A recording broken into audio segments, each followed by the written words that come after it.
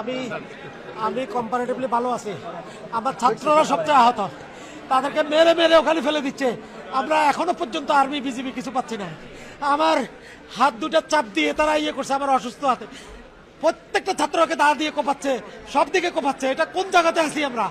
আমরা আমাদের ছাত্রদেরকে উদ্ধার করার জন্য বলেন, আপনারা সব জায়গায় বলেন, আমরা ওদের তুলনায় অনেক ভালো আছি। আমাদের ফটনার আহত, আবার প্রভিসি একাডেমিক আহত, আমাদের সকল শিক্ষককে মারছে, আমার সকল ছাত্রদেরকে মারছে, কন্টিনিউ মারতেছে, এখনই মারতেছে। আমরা মেডিকেলে জায়গা দিতে পারতেছি না। সিটাং মেডিকেলে আমরা 3টে গাড়ি বানাইছি, এখানে আমাদের 400-500 ছাত্র এখানে এখানে আহত হয়েছে। আমাদের ছাত্রদের কারণে আমরা কোন জগতে আছি? সকল ছাত্রলীগের ক্যাডাররা, সকল বড় বড় ক্যাডাররা এখানে ঢুকে ঢুকে হেলমেট পরে তারা আমাদের শিক্ষার্থীদেরকে মারতেছে। কোনো পুলিশ নাই, কোনো কিছু নাই।